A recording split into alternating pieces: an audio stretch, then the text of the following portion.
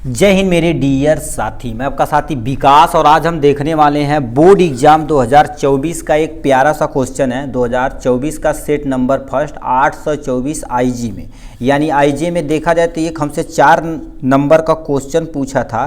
ठीक, आपको दिखा देते हैं। इसमें कहा था क्या, उसको हमें यहाँ पर सॉल्व करना। देखिए क्वेश्चन नंबर 23, वो भी कितने नंबर में, 4 नंबर में पूछा गया।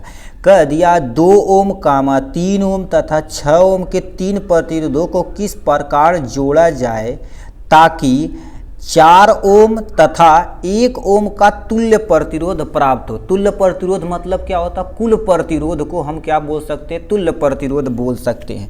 तो ये कैसे सॉल्व किया जा सकता है, ये आपके सामने ये रहा। और ये एक्चुअल में बोर्ड एग्जाम का देखिए ये पेपर है। ठीक है, ये ऐसे आपको पेपर मिलेगा एग्जाम में, इसी पे आपको करना रहेगा। देखिए आपको एग्जाम में क्वेश्चन नहीं लिखना रहेगा, हम केवल क्वेश्चन लिख दिए। अब कैसे, इसमें कहना क्या चाह रहा है, हमने क्या कर दिया, 3 प्रतिरोध हमारे पास है। 3 प्रतिरोध यानी हमारे पास 2 ओम का प्रतिरोध कामा 3 ओम का प्रतिरोध कामा 6 ओम के 3 प्रतिरोधों को किस प्रकार जोड़ा जाएगी।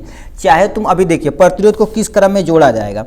यदि आप पढ़े होंगे थोड़ा सा तो सुने होंगे 2 क्रम में जोड़ा जा सकता है, एक श्रेणी क्रम में, एक आपके पास क्या होगा समांतर क्रम, यानी 2 क्रम में आप जोड़ सकते हैं किसी भी प्रतिरोध को। ये तो आप पढ़ ही लिए हैं। ठीक, यदि श्रेणी क्रम का फार्मूला देखा जाए तो सुने होंगे R बराबर क्या होता है, R1 प्लस में R2 प्लस में डैश डैश डैश कितना भी हो सकता है।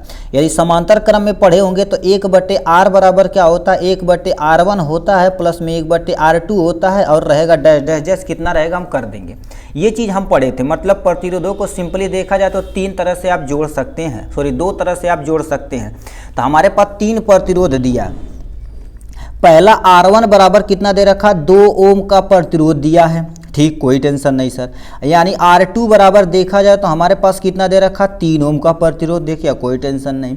और 3 बराबर देखा जाए तो आपके पास कितना दे रखा, 6 ओम का प्रतिरोध दिया गया।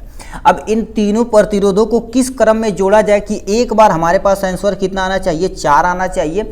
एक बार आंसर कितना आना चाहिए, 1 ओम प्रतिरोध आना चाहिए। तो चलिए कोई टेंशन नहीं, तुम श्रेणी क्रम में जोड़ो या समांतर किसी भी जोड़ सकते हो, डिपेंड करता है आंसर हमारा आना चाहिए। तो यदि हम श्रेणी क्रम में जोड़ा जाए तो हमारे पास 2, 3, 5 हो जाएगा। अब 6, 11 ये आने वाला नहीं, मतलब इसमें से कोई आंसर नहीं आएगा।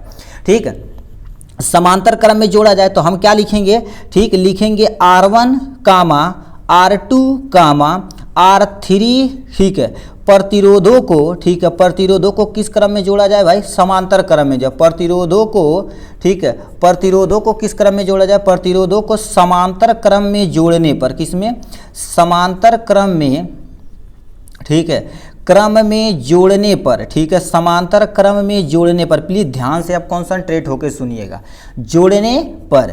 ठीक, अब ये हो गया यहाँ से। अब हम क्या जानते हैं, समांतर क्रम का फार्मूला क्या होता है, R यहाँ पर डैश लगा देना। ठीक, या आप टोटल भी लिख सकते हैं, कुछ भी मतलब अंतर होना चाहिए। 1/R1 और प्लस में देखा जाए तो 1 में सुने होंगे R2 प्लस में सुने होंगे 1 में क्या हो गया R3। ये आपके सामने ये प्यारा सा फार्मूला चिपक गया यहाँ से। ठीक, इसी पे हमें वैल्यू रखनी है। वैल्यू कैसे रखते हैं, देखिए 1/, ठीक है 1/R डैश बराबर देखा जाए तो 1/R1। R1 की जगह आपको कितना लिखना पड़ेगा, 2। प्लस में देखा जाए तो यहाँ पर क्या लिखना पड़ेगा, 1/3। प्लस में देखा जाए तो 1 कितना लिखना पड़ेगा, 6। कोई टेंशन नहीं सर, हमने नोट कर दिया। ठीक, अब सॉल्व करते जाइए। 1/R डैश बराबर देखा जाए तो आपके पास क्या होगा, इन तीनों का एलसीएम कितना होगा, आपके पास 6 होगा एलसीएम। ठीक, अब बताइए 2, 3 या 6, मतलब हम क्या कर सकते हैं, यहाँ 3 लिख सकते हैं। 3 दूना 6, प्लस में है तो यहाँ पर 3 दूना 6 लिख सकते हैं। 6 एक अन्नम 6, प्लस में यहाँ क्या कर सकते हैं, 1 लिख सकते हैं ना। ठीक है, देखिए जो कह रहा है उससे करते जाइए। ठीक है, अपने आप आंसर आ जाने वाला है। मतलब 1 देखा जाए तो R डैश हो गया। अब बराबर में देखा जाए तो 3, 2, 5, 1, 6, मतलब कितना आ जाएगा, 6/6 आ जाएगा। इसको यदि काटा जाए तो हमारे पास क्या हो जाएगा, 1/1 आ जाएगा। ठीक, यदि R की वैल्यू निकाली जाए तो इसको यदि रेसिप्रोकल उल्टा करेंगे तो R डैश बराबर कितना हो जाएगा, इसका भी उल्टा हो जाता तो हमारे पास कितना आ जाएगा, 1/1 बराबर में तुम्हारे पास कितना आ जाएगा, 1 आंसर आ जाएगा। मतलब हम क्या बोलेंगे, यह देखिए 1 आंसर आपके सामने हो गया। इसको मतलब बोलेंगे, ठीक है मतलब ये जो आंसर आया R डैश बराबर 1 ओम, मतलब बोलेंगे इन तीनों प्रतिरोधों को किस क्रम में जोड़ा जाए भाई, समांतर क्रम में जोड़ा जाए। किसके क्रम में जोड़ा जाए, समांतर क्रम में जोड़ दिया जाए। तो यही कह रखा, एक हमारे पास आंसर आ गया। ठीक है, तो हमारे पास बोला था 4 ओम प्रतिरोध को, ठीक है 4 ओम आना चाहिए 1 ओम, तो हम क्या करेंगे, इन तीनों को यदि हम समांतर क्रम में जोड़ेंगे तो तुल्य प्रतिरोध हमारे पास कितना आना चाहिए, 1 आना चाहिए। तो 1 आ गया यहाँ से।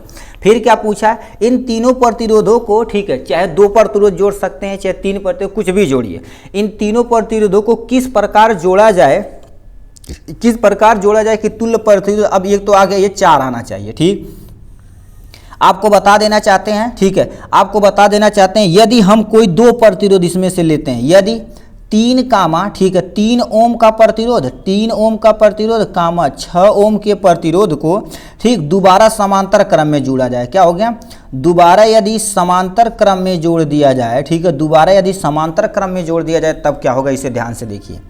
तो 1/r डबल डैश कर दीजिए, क्योंकि आप एक बार डैश मान चुके हैं। ठीक है, डबल डैश बराबर में कितना हो जाएगा, 1 में क्या हो जाएगा, r1, यहाँ पर इसको मान लीजिए सीधे लिख देते हैं, 3 लिख देते हैं और प्लस में क्या कर देते हैं 1/6 में लिख सकते हैं, कोई टेंशन नहीं।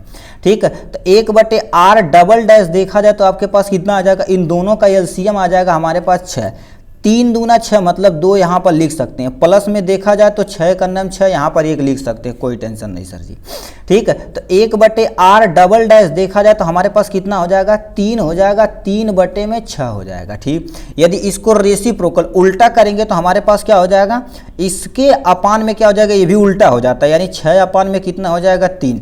इससे यदि काटा जाए तो r डबल डैश देखा जाए तो आपके पास कितना आ जाएगा, 2 ओम प्रतिरोध आ जाएगा। सर जी कहेंगे ये कहाँ आंसर आया, नहीं। अभी देखिए ये हो गया, फिर क्या कह रखा, लास्ट में आपको करना क्या पड़ेगा कि मतलब देखिए अब यहाँ पर हमें लिखना पड़ेगा क्या, ये जो एक आंसर आया इसको और ये जो प्रतिरोध है इसको, R1 प्रतिरोध को यदि दोबारा श्रेणी क्रम में जोड़ा जाए तो 4 ओम प्रतिरोध आ जाएगा। ठीक, तो आपको यहाँ पर लिखना पड़ेगा पुनः, ठीक है यहाँ से क्या करना पड़ेगा पुनः, ठीक है या यहीं पर लिख दो, यहीं पर लिख देते हैं। ठीक है, यहीं पर क्या कर देते हैं पुनः, ठीक है पुनः किसको करना पड़ेगा, जो डबल डैश आया, ठीक है पुनः डबल डैश तथा, ठीक है तथा R1 की जो वैल्यू आई, R1 हमने यहाँ पर जो स्टार्टिंग में माना था 2 ओम माना था। ठीक, देखिए R1 इक्वल टू यहाँ पर R1 को, ठीक है R1 को श्रेणी क्रम में जोड़ दिया जाए, किस क्रम में जोड़ दिया जाए बाबू, श्रेणी क्रम में जोड़ दिया जाए। ठीक, तो क्या होगा, तो हम जानते हैं R बराबर क्या होता है, R डबल डैश हो जाएगा और प्लस में तुम्हारे पास क्या हो जाएगा, R1 हो जाएगा, ये हमारे पास श्रेणी क्रम हो जाएगा यहाँ से।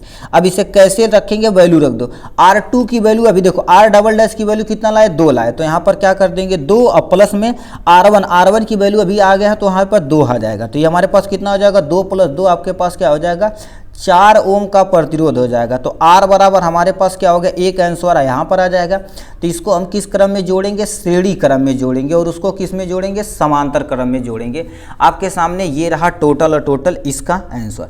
इतना करेंगे तो आपको टोटल और टोटल कितना नंबर मिलने वाला है मेरे भैया, टोटल और टोटल यहाँ से आपको कितना मिलने वाला है, देखिए आपके सामने यहाँ से 4 नंबर आपका ये मिल जाएगा। ठीक, आशा करते हैं आपको समझ में आया होगा। इसी तरह से ये जितना भी पेपर हम जल्द ही सब आपको सॉल्व करके उपलब्ध करा देंगे। ठीक, चलिए आज के लिए बस इतना ही, फिर मिलेंगे नेक्स्ट वीडियो में नेक्स्ट टॉपिक के साथ। तब तक के लिए बाय बाय, टेक केयर।